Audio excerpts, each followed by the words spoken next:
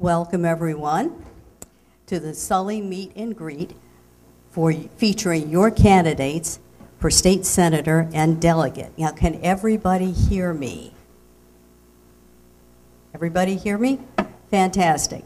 I also wanted to let you know that the Sully District Council Citizens Association is turning their meeting over to us so we can have this candidate forum with the voters.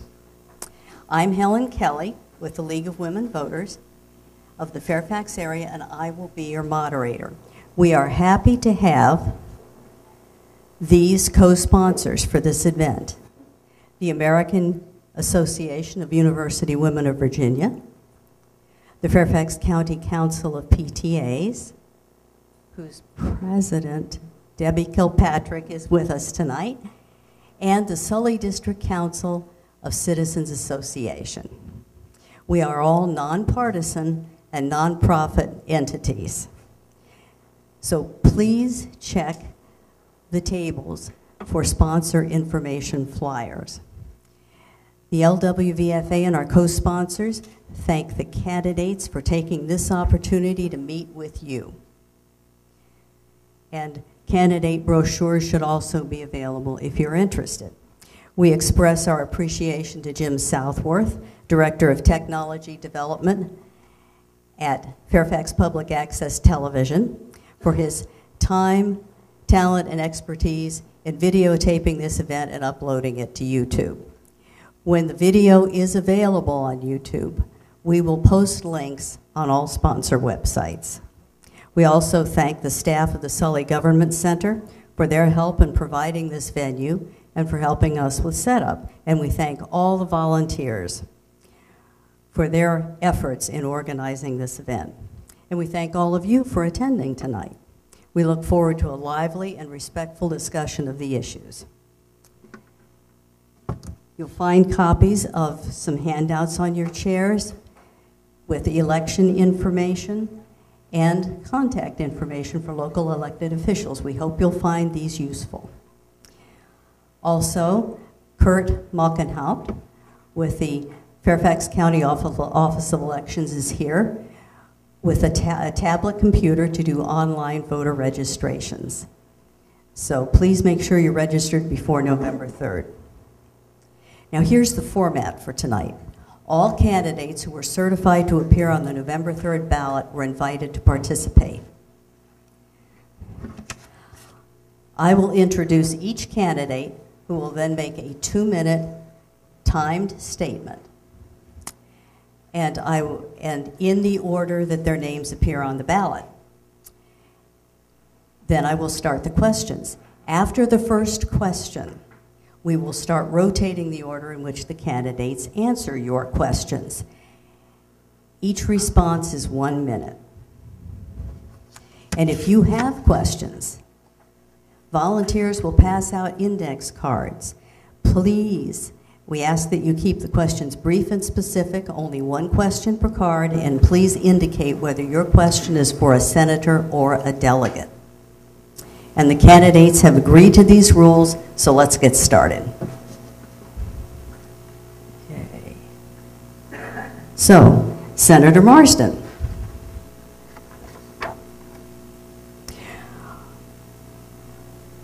What will you do to help Fairfax County build rail mass transit? Oh, right, I'm sorry. Yes, I'm sorry. I forgot their opening statements. Each candidate gets a 2-minute opening statement. Please begin. Thank you so much. I'm Dave Marsden, candidate for the 37th District in the State Senate, which stretches from the Prince William Loudoun County line all the way over to Lake Barcroft and Annandale. You know, there's a kind of a misconception out there these days about politics and the way we operate in legislatures, is that nobody's getting along, nobody's getting anything done. And while there are things that we're never really going to agree on with the other side of the aisle in Richmond, there's a lot of things that we do agree on and that we can work on and make compromises around. Over the last 3 years, for instance, I worked on an Uber bill with Senator Mark Obenshain of the Shenandoah Valley to authorize Uber to operate in Virginia, but making it fair to the cab companies, keeping it on a level playing field so that they can compete and one side wouldn't be ascendant over the other. For several years in a row, I introduced bills with Delegate Jim LeMunyon, who represents part of Sully here, to prioritize congestion relief as we do transportation planning in Virginia. Too often the decisions were made on political considerations, and we actually came up with a matrix of decision-making to determine which projects will relieve the most congestion, because I think that's what our constituents want here. And last year, working with Delegate Dave Albo on making cannabis oils that are non-psychoactive available to kids with intractable epilepsy. I worked on the medical part, he worked on the legal part, we got it done with on some real headwinds. But I've lived here in the county all my life, spent 30 years with our juvenile court, 17 running our juvenile detention center, and ran the Department of Juvenile Justice as acting director under 2 governors. My only claim to fame in the legislature is I'm the only person ever elected to office who ran a state agency before he got elected as opposed to after. And it's been a real help to me, and it's an honor to be here. Thank you very much for having this event tonight.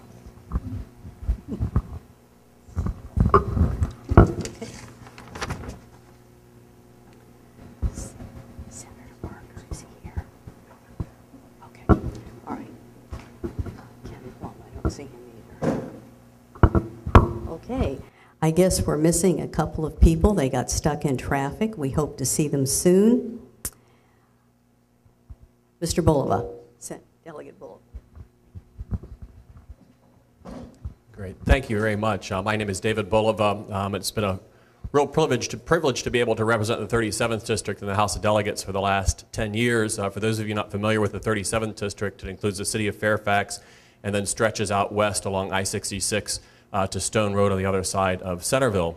My wife and I both grew up in this community, and so when we settled down and decided to raise our family here, we knew that we wanted to give back to the community that had given so much to us. So I served as the chair of the county's Consumer Protection Commission, still serve on the Brain Injury Services Board of Trustees, got involved in scouting, youth sports, and both my wife and I started our neighborhood's National Night Out Against Crime program. And so it was that same kind of civic pride that I wanted to bring to the General Assembly.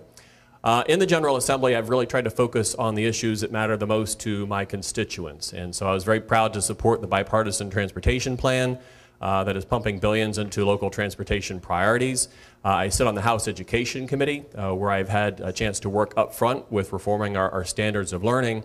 And last year, I introduced an ethics reform bill, and I was very pleased that my bill was incorporated into the final legislation that was ultimately passed by the General Assembly and signed by the governor. I've also had the honor of being able to spearhead legislation on human trafficking, which I know is something that League of Women Voters cares very much about, environmental issues, and also identity theft issues.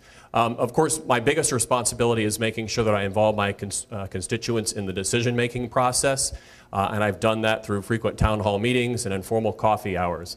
We've got a lot of challenges ahead of us in Virginia. I'm looking forward to being part of that. Especially continuing to diversify our local economy, as well as passing nonpartisan redistricting reform. And so I'm looking forward to some great questions tonight, and pleased to be here. Thank you. Thank you. Next, Delegate Yee.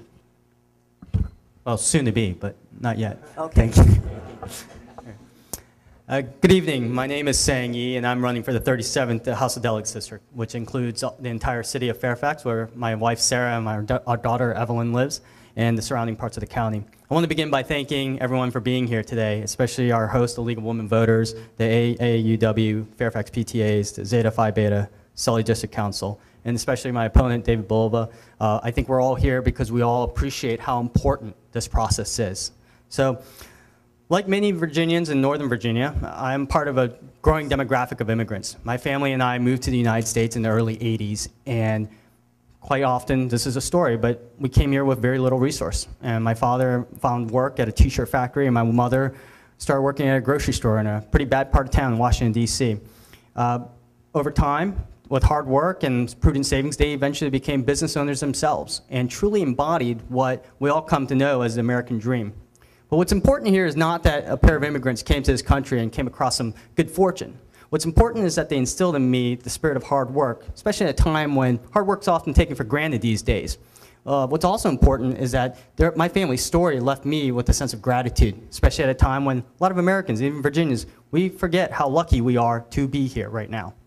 So the seeds of hard work and gratitude really sparked for me my wanting to dedicate my life to public service. It's one of the reasons why I went to a service academy and got commissioned in the Navy Reserve. And I still serve as an officer in the Navy Reserve. I worked in the Defense Department as a civilian as well, and currently I'm a senior aide in Capitol Hill. But you know, the problem right now is that I'm running because I'm deeply concerned about our community. I'm deeply concerned about our Commonwealth. We're hitting a lot of slow recovery from this bad recession. And last year, Virginia saw 0% GDP growth. 47 other states, including the city of DC, has seen faster growth. That's not an ingredient for more American dream stories. That's why if I get elected, I plan to be more focused on quality of life issues, where our roads are going to be moving again, our schools are going to be kept to be the best schools in the country, and we want to ensure that our government is accountable to us. Thank you very much. Thank you. Next, Delegate Foltz. Thank you. Soon to be Delegate Foltz. Foltz. Thank you. I am Jerry Foltz. I'm running for the House of Delegates in District 40, which includes parts of Springfield, west part of Springfield, and South Sully, and some precincts in Prince William County, I call it North Gainesville and North Haymarket. I'm running as a Democrat, and I can keep an open mind and work with others in the community to help solve problems and get things done. That's the way it's supposed to work. I'm a retired pastor in the United Church of Christ. I have worked in the communities where I've also served in the churches. I've helped start a nonprofit food co-op in one community. Another place I started a Habitat for Humanity chapter.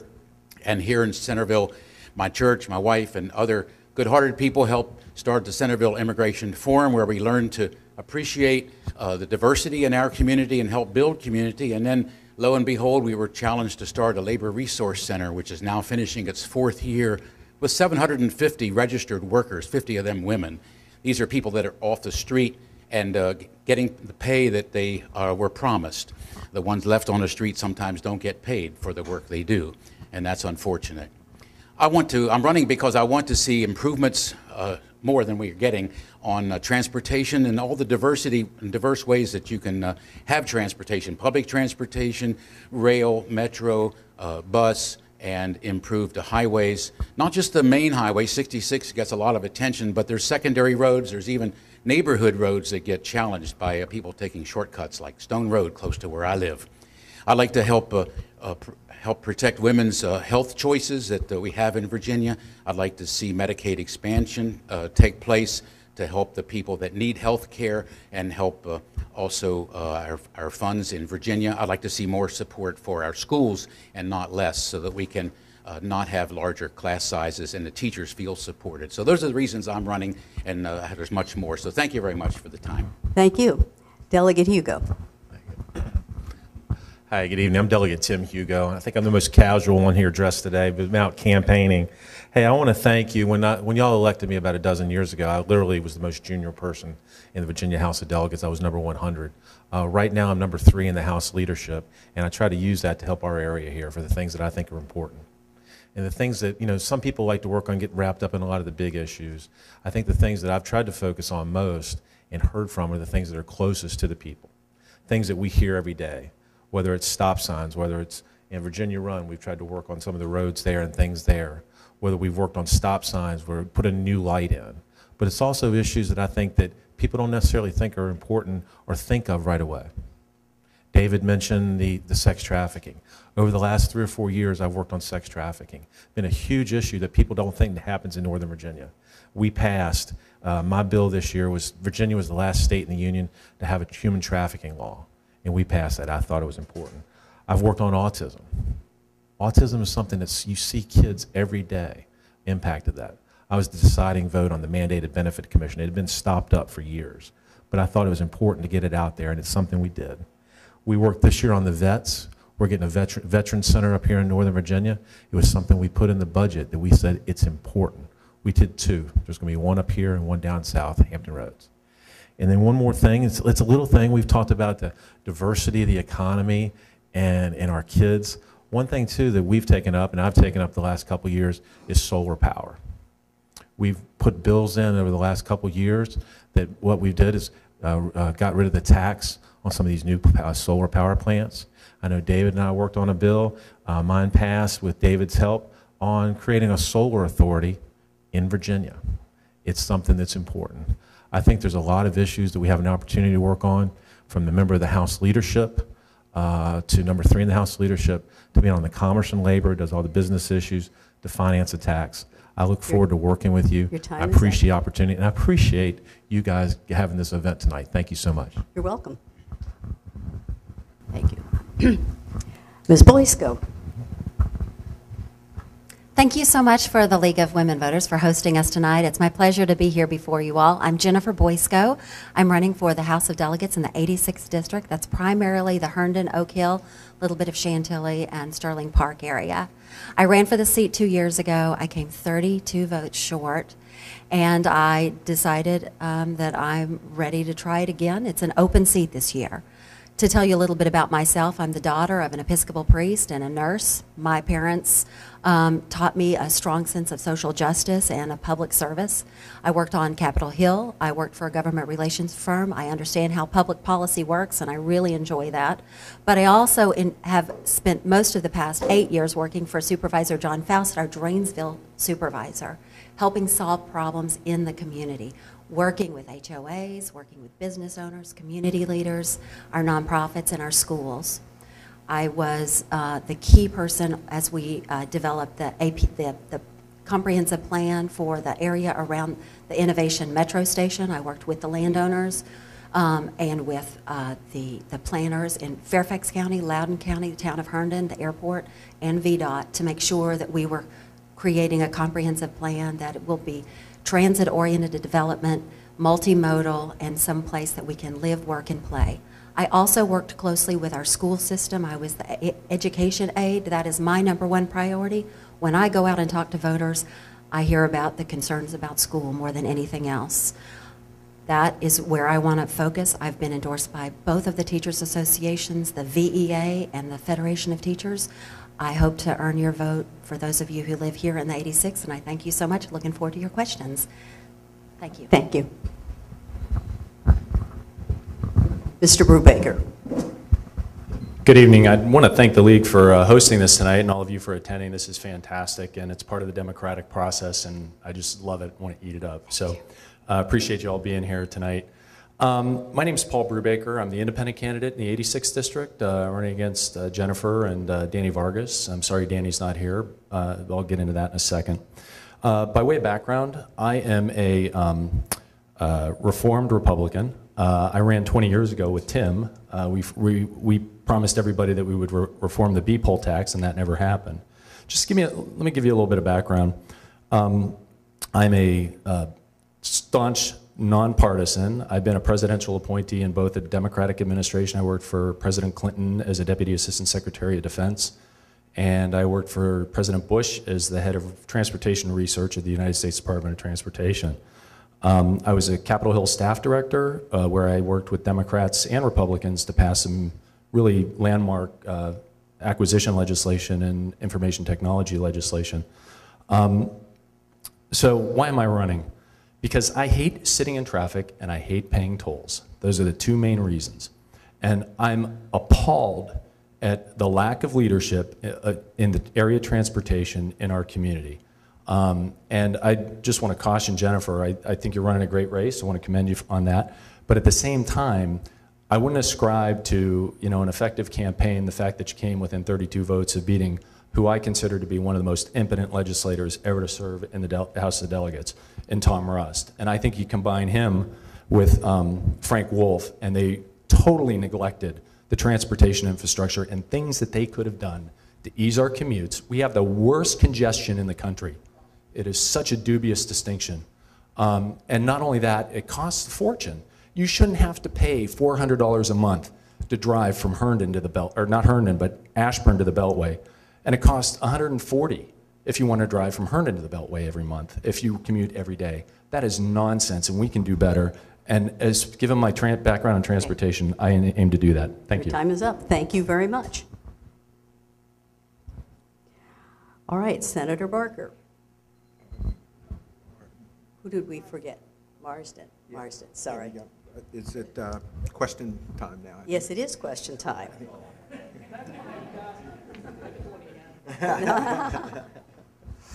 Okay. Voter turnout is very low. What would you do to promote early voting or no excuse absentee voting? Well, this is a critical issue, and most of these efforts in the legislature have failed, mostly regrettably in committee. But the issue here is one of making it easier for people to vote. I was a huge opponent against the voter ID, the photo voter ID bill, because it was, in my belief, designed to keep people in inner cities who may no longer have needed or ever had a driver's license from getting the opportunity to vote. It was just putting impediments. We did not have, in the Commonwealth of Virginia, a voter fraud problem. If there was any voter fraud going on at all, it was from state to state. I think there's only been a few documented cases of voter fraud, and we spent millions of dollars putting photo voter ID into practice, and it's the wrong way to go. I will keep continuing to push bills to make it easier for people to vote early, to make it easy for people to vote online, by mail, to make sure that we get our voter participation up here in the Commonwealth. Thank you. You can pass it to him. Okay. Delegate Bulova, what should the state's role be in determining the proportion of funding that should be returned to the counties and cities? Well, thank you. It's a good question, and kind of gets at the heart of, I think, an issue that a lot of us care about, is that you put anything through a funding formula that goes down to Richmond, and we tend to get less than our fair share back. For transportation, you know, we've worked very hard down in the General Assembly from a Northern Virginia standpoint to get that money back. Part of that is because the Commonwealth Transportation Board is set up in a way that reflected really 1930s congressional districts. What Delegate LeMunyon, what Senator Marsden, and the rest of us have done trying to make this tied more to metrics in transportation, I think, is going to be a big help. The other part of this is education, and we really do need to modify and change our local composite index. What we get back in Fairfax County and the city of Fairfax does not reflect the reality of how expensive it is to educate up here in Northern Virginia. That's something that I've co-patroned and worked on with Delegate Vivian Watts before. And so those are the things that we need to do. And again, that's something that I will continue to do if reelected. Thank you. Mr. Yee, workplace readiness, graduating employable students is key to economic development in the Commonwealth. What is the general, well, I guess, what would you do in the General Assembly to address this key component of career technical education as well as general education? Well, thank you for the question. I think that's a very important question, especially at a time when when I knock on doors in my neighborhood, in my community, we have so many parents who are concerned about college affordability and keeping our students in-state, at our in-state schools. We have some wonderful universities and colleges in Virginia, and not enough of our students are getting to stay here. That's part of growing our economy internally and keeping them here, training them so that they can work in our economy here. I also want to ensure that we have a lot more encouragement towards the STEM and H programs. Those are the types of industries that we need to focus on. And technology is something that's great for us, especially here in Northern Virginia. We have a very skilled workforce, and we can. And my opponent talked about diversifying our economy. I think technology jobs up here can really grow. So. Okay, thank you very much. Mr. Foltz, do you support or oppose Virginia's complying with submitting a plan for cutting greenhouse gases as required under the new EPA rules? Did you hear me? I heard you. I'm trying to take it all in. It's a complicated question. Yeah. Let me just say I'm in favor, certainly, of whatever we can do to reduce our greenhouse gases. It's a problem with our pollution. It's a problem with creating climate change that is hurting our communities and our world, actually. the Pope has certainly gone way out in helping us be aware of the need to take care of many different aspects, things that are affecting our climate and causing climate change and hurting our environment. So I certainly am in favor of whatever it takes to control the greenhouse gases, that's for sure. Okay, thank you very much. Great. Delegate Hugo.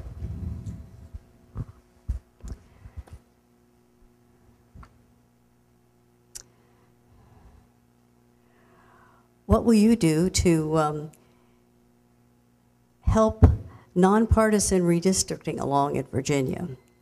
How do you think redistricting will be resolved? Two things. One, I think right now, if you look at the bills, that the districts that they're drawing now, the Senate Democrats drew the Senate bill. The Republicans helped obviously drew the House bill. And then it went through the governor. I think right now that works. And I'm not in favor of the nonpartisan redistricting because I think it's hard to do. And I think you're always going to have somebody that has an opinion on this. I think right now the Constitution delegates it to the House and Senate, and it's worked. And it's working. And it'll continue to work. Right now we're going through the court. But if you look at the bills that passed the House and Senate that these districts were drawn on, I think David voted for it, Senator Marsden voted for it. When it came out of the House, I think it was 85-9. And when it came out of the Senate, every Democrat voted for it. So I think there's an opportunity there. I think we have to continue to work together. I think when you put Democrats and Republicans in a room together, they can come together on districts that are fair and decent. And I think we did, and I think we'll continue to. Thank you very much. Well, it appears that we are starting to run out of questions. So I'm going to ask you the same question. How would you help develop a plan for nonpartisan redistricting in Virginia? Thank you for the question. I support nonpartisan redistricting. Senator Creed has introduced legislation several times, which continues to fail. I think that when we have politicians creating their own districts, you're not looking out for the best interest of the community, and I think that's a shame. We look and see some of the shapes that they have created that there is no cohesion, there are separations. The courts have deemed this unconstitutional, and I believe that we need to pass it over to a nonpartisan appointed group. It has been deemed okay by the judicial system, and allow them to set the districts. Okay, thank you very much. Mr. Brubaker. Same question. Yeah.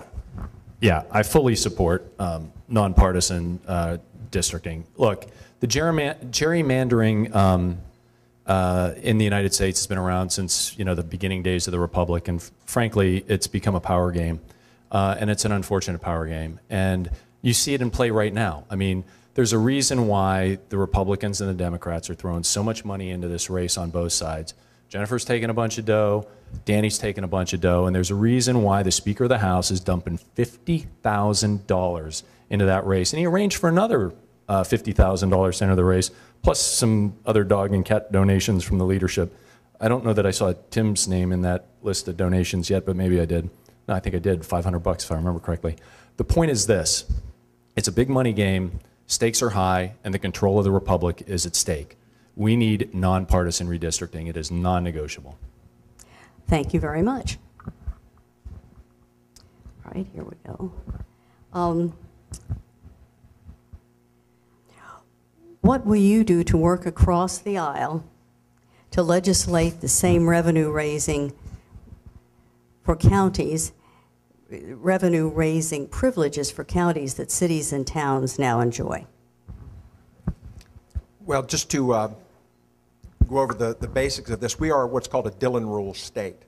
So unless we authorize localities to raise a tax, for instance, they don't have the authority to do so.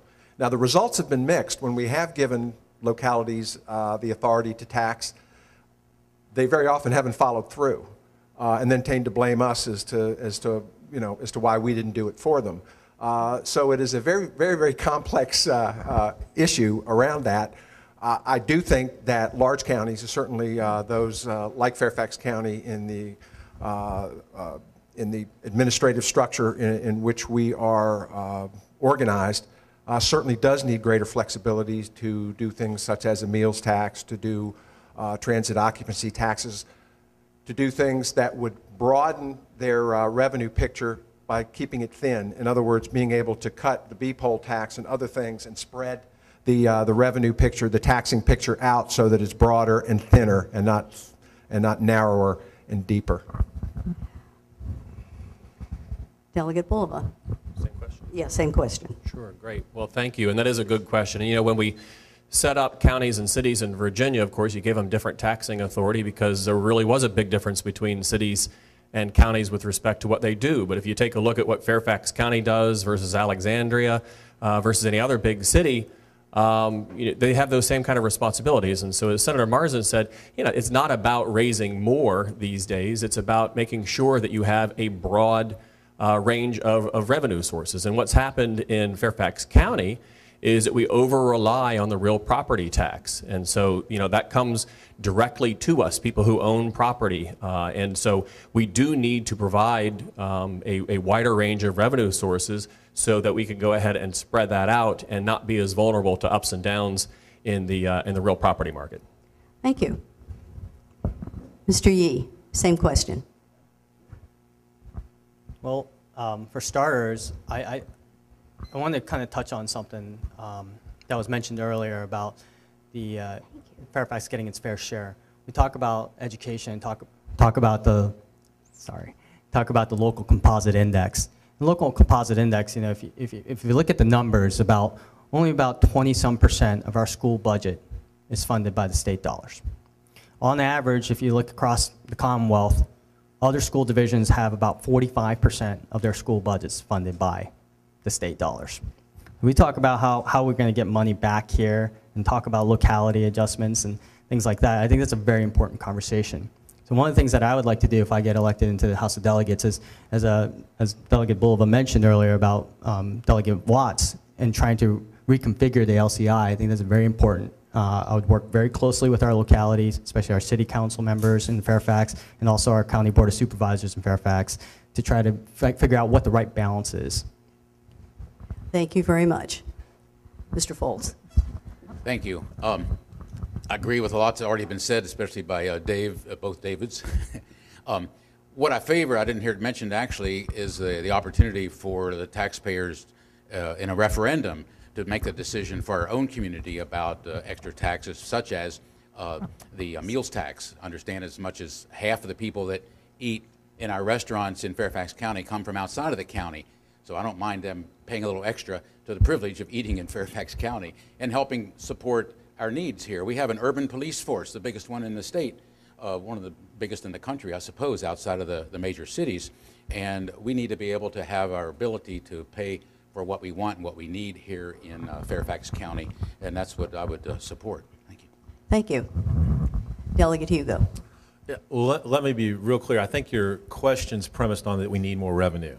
Yes. And the fact of the matter is I'm not voting to raise taxes. And I'm not going to help Fairfax or any of the localities raise their taxes. I think people are taxed enough. I think if you look at it, we have a lot of revenue coming in, and I'm going to be very clear and direct about it. If the question is premised on getting more revenue out of the taxpayer to the county, to the government, I will not do that. Okay, thank you very much. Ms. Boyce, same question. Could you repeat the question? Sure. That's okay.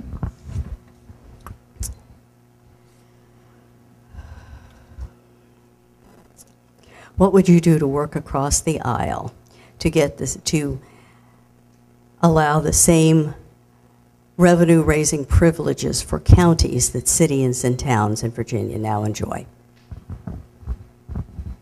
I would work across the aisle to try to help our colleagues who are not living in Northern Virginia understand what burdens we are placed under here in Northern Virginia. We are a Dillon state, and that's been around since the 1940s. I'm not suggesting that we change that. But Fairfax County is an urban, it is, you know, it's the most urban part of the entire state. One of the reasons that people say, you know, when I go out and talk with voters and with business people, let's take the restaurant meals tax, for instance. It's not the actual meals tax that's the problem. It's the collecting of the tax. Why don't we work with our technology companies to help them create a device to bring in the money without it being a burden on our business owners, so that it's a win-win proposition. I don't mind the extra 30 cents when I go out to lunch. I don't want to burden my business owner, and I think we can find a solution. Thank you. Mr. Brubaker. Yeah, this is where I think Jennifer and I are going to disagree a little bit. But just as way of background, I forgot to mention that I'm also the Fairfax County president of the Grover Norquest Can Go to Hell Club, because I don't believe you can ever will the ends without willing the means. And frankly, we've starved the transportation infrastructure of tax revenue, which is why I'm advocating a 3% increase in the gas tax. Let me say something about the Dillon Rule.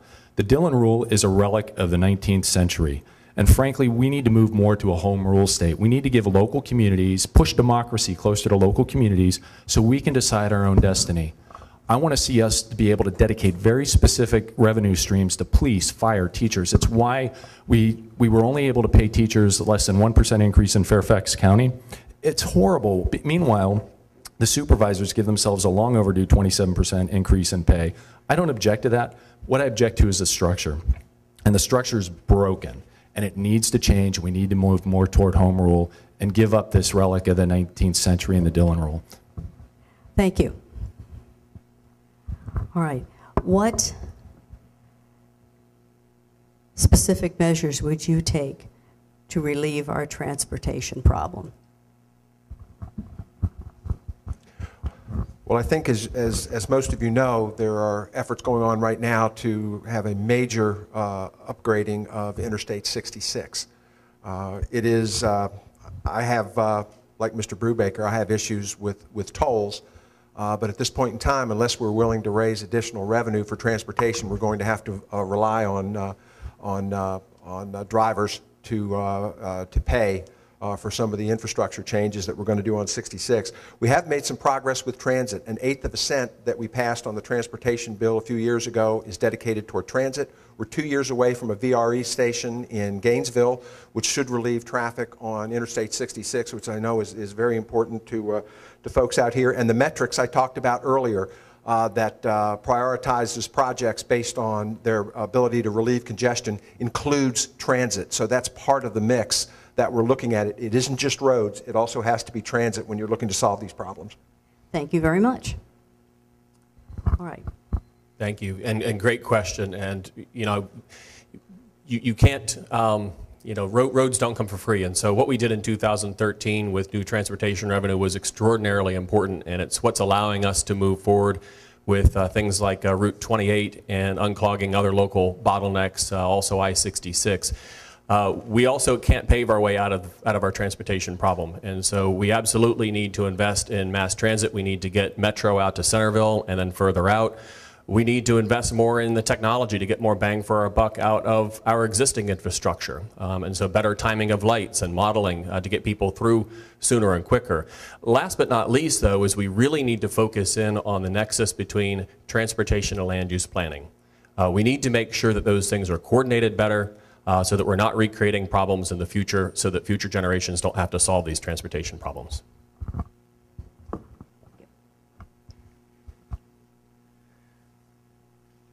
My commute is an hour and 15 minutes each way. It's 25 miles into DC, like probably so many other people in Northern Virginia, and it's absolutely miserable. And one of the things that I've learned recently that the Deputy Secretary of Transportation, Nick Donahue, proposed in Governor McCall's transportation plan is a $16 round-trip toll on 66. Just from outside the Beltway into DC. That's, I think, $7 there and $9 back on peak hours. That's ridiculous. That's just completely not a commonsensical idea. It's not a workable solution for many families in Virginia. So, and I understand that, you know, I'm a strong proponent of mass transit as well, and I love Metro. My wife and I, we've lived in DC before, we lived and died by Metro, right?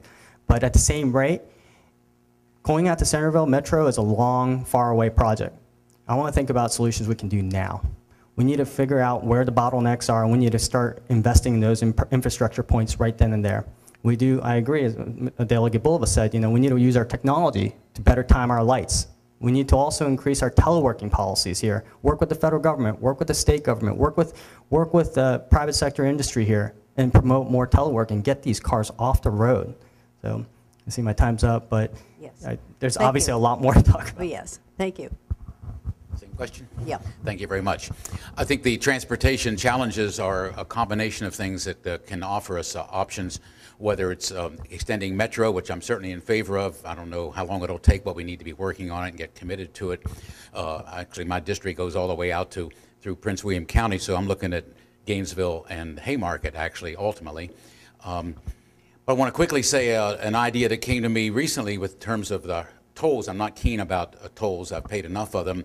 But since we've increased amount of money coming from our area here to help with transportation improvements, with technology such as it is, it shouldn't be too hard with our transponders to indicate when you're on a toll lane that you're in this, from this area, and that only people who coming from outside, from west, say Fauquier County, Warren County, whatever, on the toll roads would be the ones charged for it, because we're already paying for it with our taxes here.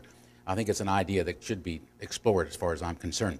But I'd like to see VRE extended out to Haymarket. That would relieve just a little bit. I'd like to see bike lanes put in too. Thank you. Thank you. Delegate Hugo.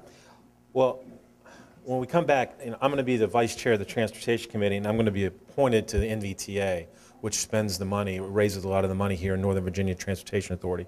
I think the biggest project that we can work on is the 6628 interchange. It is the #1 bottleneck in all of Northern Virginia. It's a $158 million project that the governor have been sitting on right now. We need to do it now, right now. That reverberates from Arlington all the way out to Fauquier. The fact of the matter is we could do that now, and we should focus on that right today. He talked about the 66 project and the $16 tolls. Let me be real clear for everybody. It's $16 just inside the Beltway round trip. Then it's probably another 7 or 8 or 10 outside the Beltway. And there's no additional capacity. And I want y'all to look at this proposal. Go to transform66.org. Outside the Beltway, the proposal takes away general purpose lanes. So in places where you have 4 lanes, you'll have 3. Take a look at that. It's big. That's not the way to do it. There's a lot of things. Let's start with 28 and 66. Thank you. Jeff, let me walk this down to you. I made Jerry do the last time.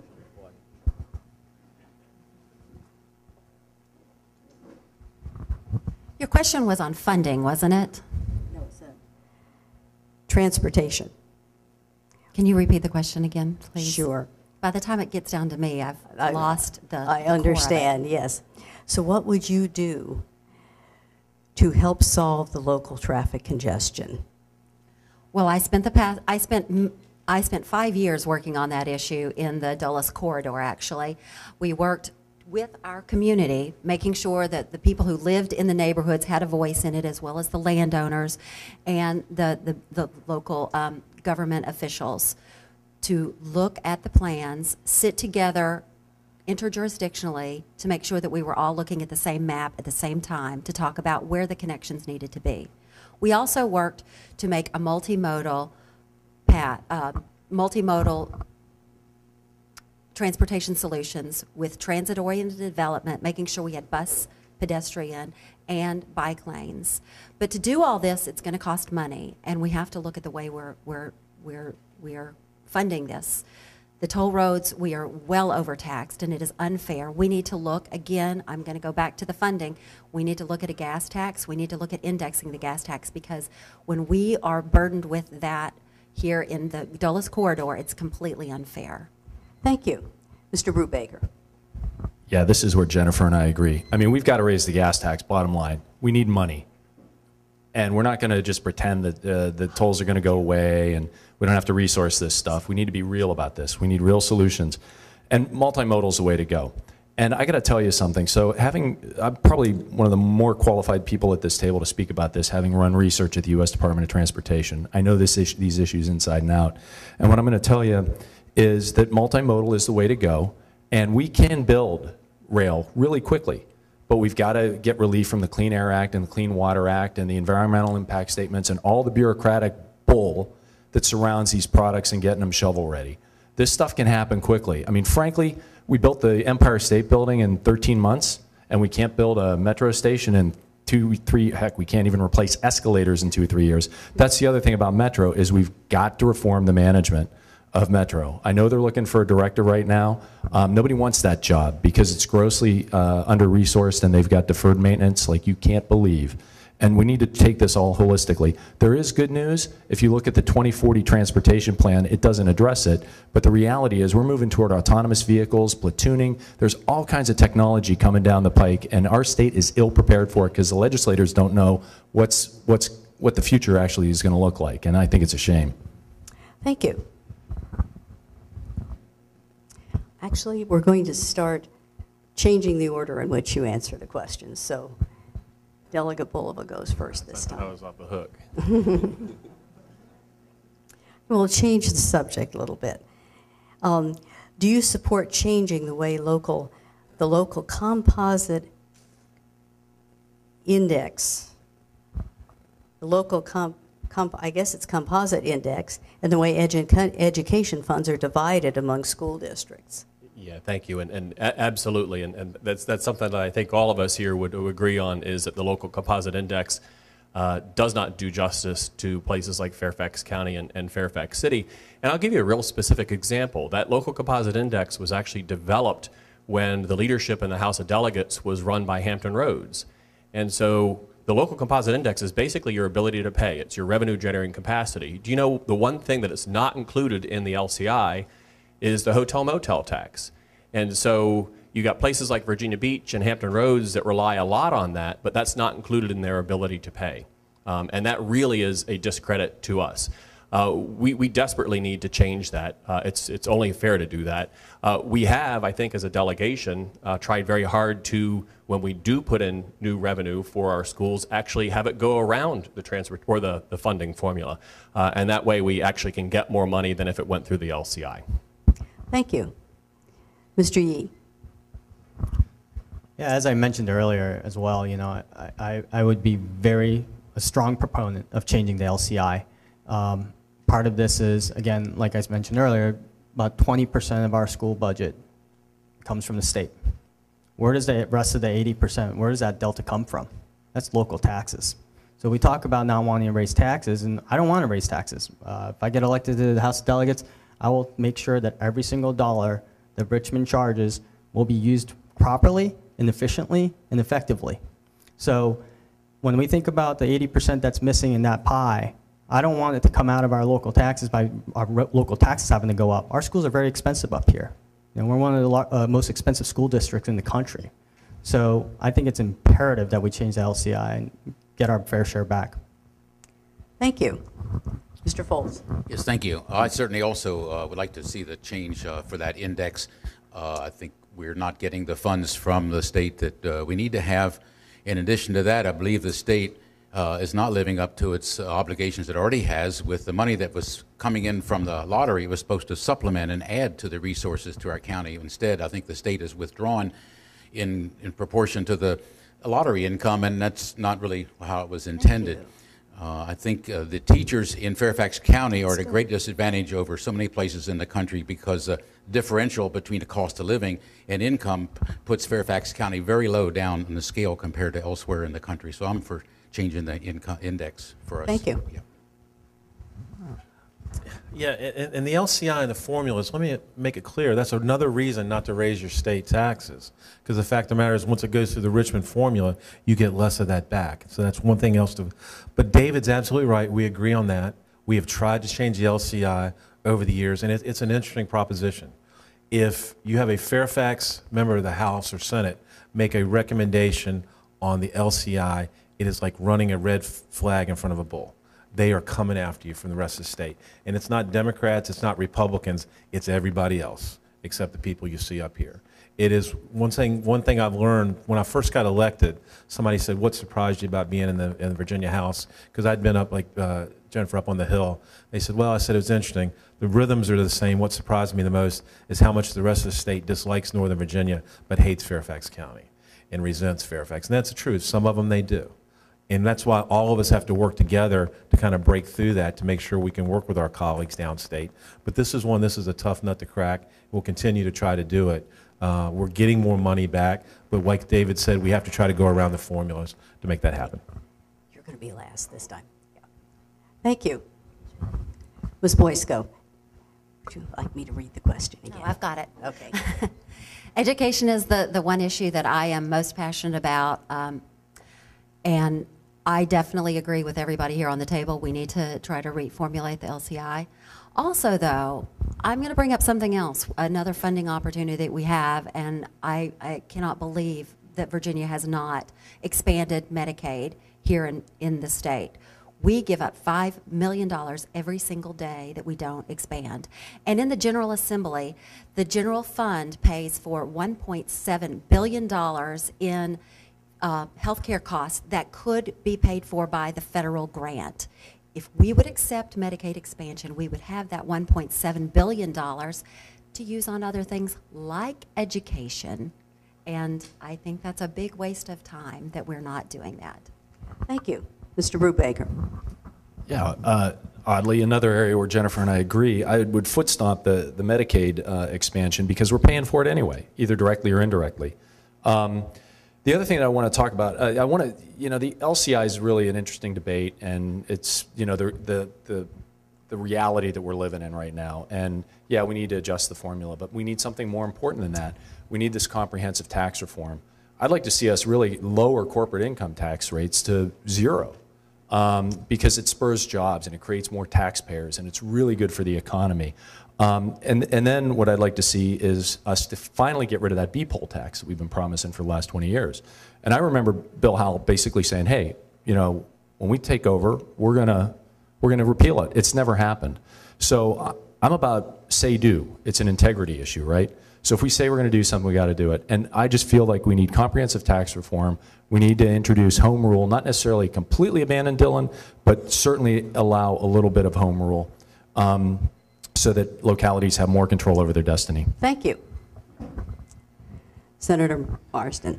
Thank you. I got bad news and good news on the LCI.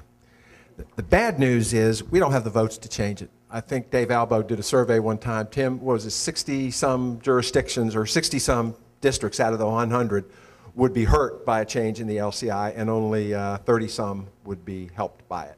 So that's not likely to happen that way. What we can do, this is a pie with a consistent amount of money in it.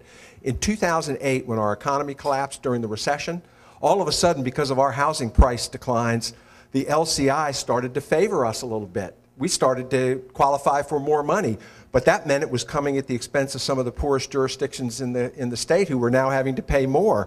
Well, what happened is we held them harmless. Never am I going to do everything. I'm going to do everything in my power to make sure that that never happens again. If we live by the LCI, we die by the LCI. And if you're a poor jurisdiction and all of a sudden you have to pay more, too bad. You made the deal. We've paid the freight long enough. That's the deal. When next time we have a downturn, they're going to have to step up to the plate. Thank you. All right, we have another education-related question, and we'll start with you, Mr. Yee. Do you favor starting school in Fairfax County before Labor Day?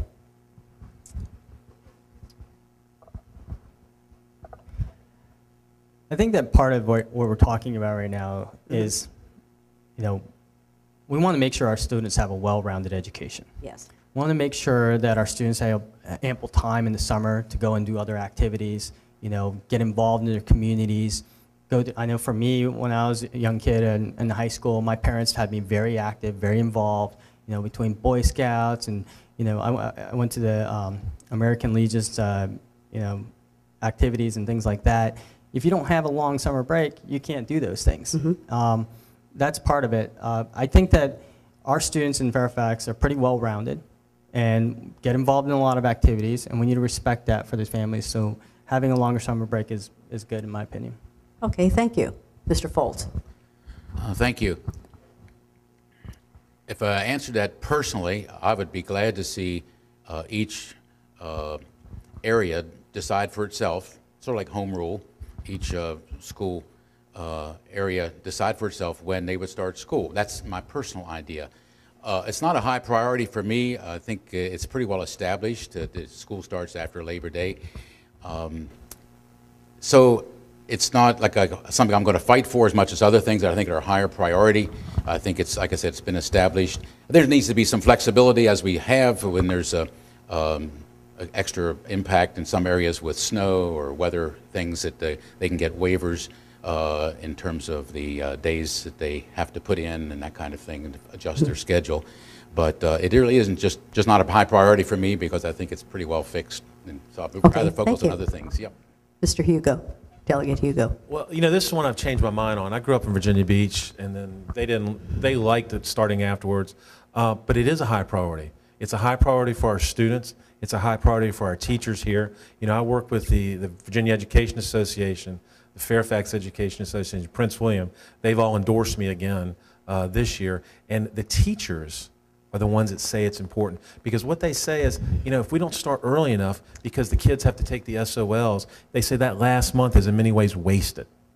Now, if any have kids, you know that. The teachers say, oh gosh, the last month, we just really don't do anything. We need to start earlier so we can finish earlier. So this is one where I have to tell you, I've listened and I see a couple people nodding their heads. Obviously, you've got kids in school or have had kids in school. This is one where I've changed my mind, listened to the teachers, listened to the parents, listened to the students, changed my mind because it is a high priority. I've voted for it in the last few years to allow the localities to make that decision for themselves.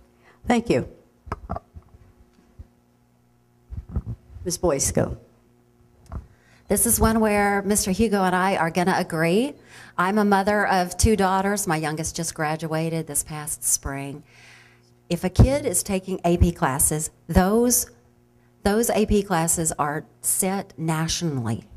You don't have any flexibility whatsoever. And so the students are missing a good 3 weeks of preparation time to be ready for those. They can get college credit for these classes. Once they take those tests, school is done for them, and it is a complete wasteland. I remember having arguments with my daughters saying, you still have to go to school, and they said, no, we don't. The teachers told us not to come. It's a huge waste. We're spending tax dollars keeping those schools open for that last month. It's a waste for the teachers, it's a waste for the kids, it's a waste of energy, it's a waste of the bus driver's time, it's a waste of everyone's time. We need to be able to set that time for ourselves.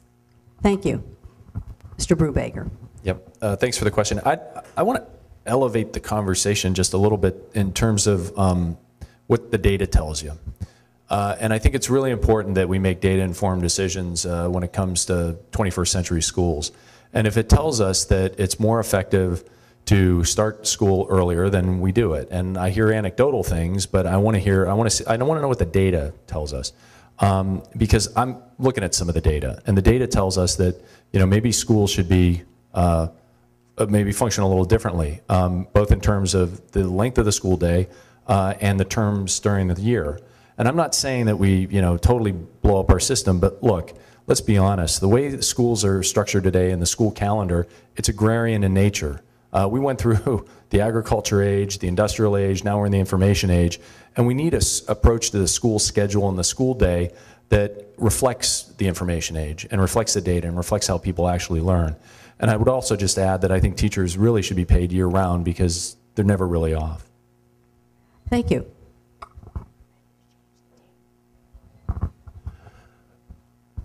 Okay, here's the politics of the King's Dominion rule, which requires us to start school after Labor Day. It's based on ocean temperatures. If we started school earlier, that means that the Virginia Beach area would have to rely on business coming in June, which they will not do because the ocean temperatures aren't cold enough to bring people down from Pennsylvania, New Jersey, or from wherever to use the beach. So what you're doing, if you allow for the choice for localities to do this, which I'm in favor of, but the reason they're not going to do it is it pits the school board, who is likely to be in favor of it, against the Chamber of Commerce, who's dead set against it because they need students doing the work at the beach and at the venues in Tidewater to be able to support the local economy. So that's why they resist doing this. And it's the one time where local choice really creates a problem, and that's why delegates and senators don't vote for it, because they do not want to pit their school board against the Chamber of Commerce or the Board of Supervisors or the City Council, because it is a really difficult thing. What we allow for now is exemptions based on numbers of snow days and some other things. So there are jurisdictions in Virginia, probably about 30–40% of them, that already time don't is have up. to be involved in it. Thank you. Delegate Bulova. Great. Thank you very much. And I've got three children, two of which are still in public schools and one that just headed off to the College of William and Mary. And this is an issue that we debate around the kitchen table. You know, and the thing is that there are some very good reasons why you would want to start school before Labor Day. And I've experienced the exact same thing as Delegate Hugo said. You know, this also relates to the fact that we so over-rely on standardized testing. But, you know, your kids are exhausted and you wind up having a lot of wasted downtime. The simple fact is that it comes to the matter of who is in the best position to decide. We elect our school board members here in Fairfax County and the city of Fairfax, and so we ought to provide that responsibility to them to decide what is in the best interest of our children, and if we don't like it, we hold them accountable. But that's a decision that ought to be held by our local school boards, and they can answer to the parents with whatever decision they decide. Thank you. Are you ready to change it? All right, we have time for one more question. Very quickly. Okay. Voter turnout is very low. What would you do to promote early voting and no excuse absentee voting? Well, not all answered it. Okay. Is that it? Yeah. There's a lot we can do. I think the photo ID was not necessary. That's one little thing that could be eliminated. I believe everything can't necessarily need to be done by laws. I think there's a lot of conversation that could go on, a lot of talking to businesses and the community to see if more people could be have a short leave to go to vote in the middle of the day. Wouldn't that be appealing to people that are actually nearby and not have to wait till the crowds after voting time?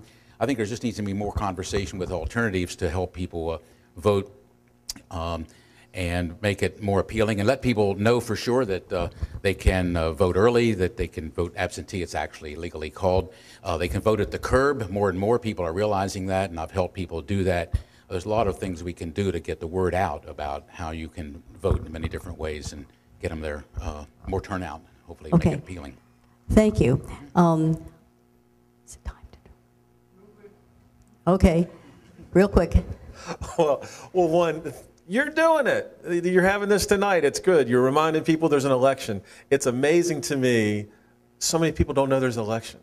If you ask your neighbors, how many people, I've taught, oh, when are you up for election again? Well, no, 45 days, 43 days now. We have an election in Virginia? Oh, yeah. Most people don't know it. So you're doing it tonight. Thank you very much. Mingling with the voters. Okay, great. One more quick question before we break. What do you think the legislature could do to help small businesses in Virginia? Well, thank you. I think one of the holy grail here is to find a replacement for the B-poll tax. If you're not familiar with the B-poll tax, it requires that people who operate a business in Virginia pay a tax on their gross, the gross of their business, whether they make a profit or not. And we've been unable to figure out a way to find a taxing structure that relieves small business of that really unfair burden. The problem is if the B-poll tax is taken off, who's going to pick up the slack? And nobody wants to step forward and take that burden. The rest of things we can do for small businesses solve things one at a time. I created a 500 barrel business license for brewers because the smallest one they could get was 10,000, and it costs over $3,000 to get that license. Today they can get it for about $1,000 for a realistic amount of beer that they might want to make. Little tweaks like that are what will help small businesses here in Fairfax County and the Commonwealth. Thank you. Right, and that's a great question. And the thing that I love about the 37th district is how many small businesses that we have, and they really are the backbone of our economy. The tax structure certainly does have a lot to do with it. And so you got BPOL. You also have the machinery and tools tax, which is a very outdated tax in that it taxes investment in things that create revenue and create jobs. Senator Marsden also mentioned, working specifically with individual businesses. A couple times ago, I worked with the yoga studios in the area because they had something that was impeding their ability to go ahead and actually have their business. We also, though, really need to focus on how do we grow and diversify our economy in a way that supports small businesses. And so a great example that we had last year was that Solar Energy Development Authority that Delegate Hugo and I worked on. And so this is a case where you have green energy technology. It's spreading throughout the U.S., and the simple fact is Virginia wasn't getting ahead of the curve on that. And so we're going to be the beneficiary of that green energy, but we're not going to take advantage of those jobs, which by and large are a lot of small businesses. And so those are just a few things that we need to focus on. Thank you. Okay. Well, I'd just like to really quickly address one of the questions that were asked earlier about voter turnout. As Delegate Hugo mentioned, it's amazing how many times when I go door knocking, people are not aware it's an election year.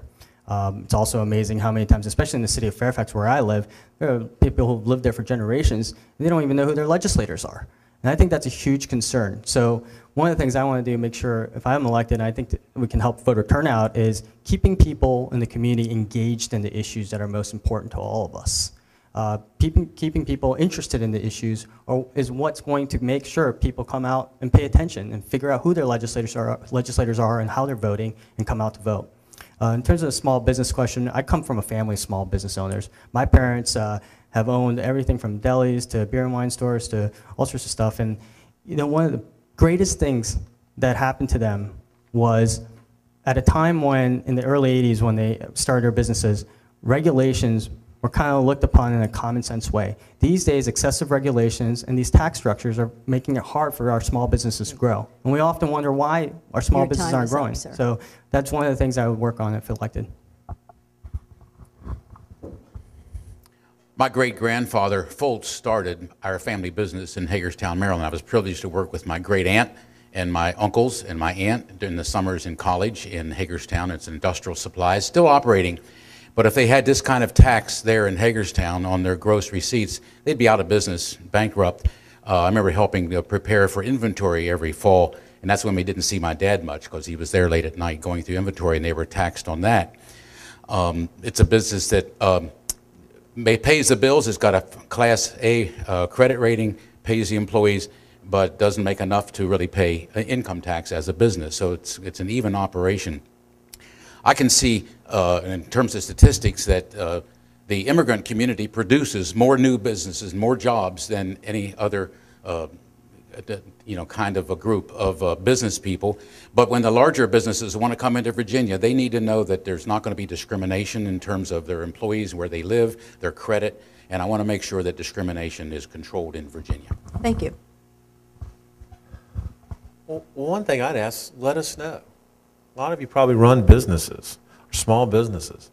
We're up, the ones that are elected here and the ones that I want to be. We all sit on committees. I'm on Commerce and Labor, chair a committee on Commerce and Labor, does all the business, and Finance, does tax. Over the years, we've had the businesses, small businesses, come to me on the machinery and tools for the solar. We took it off because it was stifling that emerging industry. We've had things where businesses were being over-regulated just trying to have meetings. It was ridiculous. It's the little things that a lot of times add up. That's why people come to you with ideas, oh, Tim, we just want you to do this. Business won't mind. Well, it's death of 1,000 cuts for business. But also, we can roll that back. People come to me, the best ideas I get are from the community. People come and say, hey, Tim, this is a bad idea. Can you fix it? And we do, or we work on it, at least try. I would ask you, we've done this, and all of us here, the elected officials, are in the ability to try to roll back regulations or taxes, and we can do it to hurt business. Thank you very much. Ms. Boysko. When I was working for the Fairfax County Board of Supervisors, I staffed the chairman of the Economic Advisory Commission, and we worked with 50 of the businesses in Fairfax County to talk to talk to them, to hear from them, what would make Fairfax County policies work better for businesses. They pulled in folks from all over the area, small businesses, large businesses, people who worked for the county, regular everyday citizens and nonprofits to get their input. Again, that's the most important thing we can do. But I think also we need to have comprehensive tax reform in Virginia. It is an antiquated system. And we need to make sure that our transportation works, our education system works, so that people actually want to come and live in Virginia. I think that's one of the biggest problems that we have, is that we want people to want to live here and work here. Thank you. Mr. Brubaker. Thanks. I already addressed the BPOL issue, taxes, and some of the regulatory issues. I will say this. I'm the former chairman of the Center for Innovative Technology, the Virginia Technology Authority, under both Governors Gilmore and Warner. And that was an era where we went around the state and we created tens of thousands of new high-paying technology jobs from Fairfax County to Abingdon, Southside, Tidewater area. We really lifted the economy, and there were some common denominators that took place, but frankly, at the same time, there was government spending, and it really helped grow that tech economy. We can actually do the same thing again, and here's what's happening, and I want to share something with you. So CIT has this little incubator called Mach 37, which is, in 90 days, they're creating these cyber startups. Government's going to be spending money like drunken sailors on cyber. Here's the problem. The problem is not everybody gets to benefit from the same policies that Danny Vargas does as an 8A, where he gets unfettered access to contracts up to $3.5 million. If we make that available, and I can do that as a legislator, and I'll do that as a citizen who's fairly well connected with the procurement community, where every small business can get unfettered access to contracts worth up to $3.5 million, this economy will explode. Thank you very much.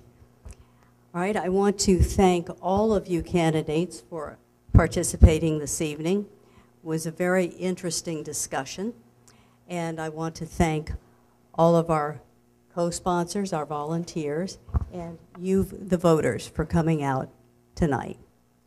Right now, we are allowing time for you to talk individually with the candidates about issues that are important to you. Thank you very much.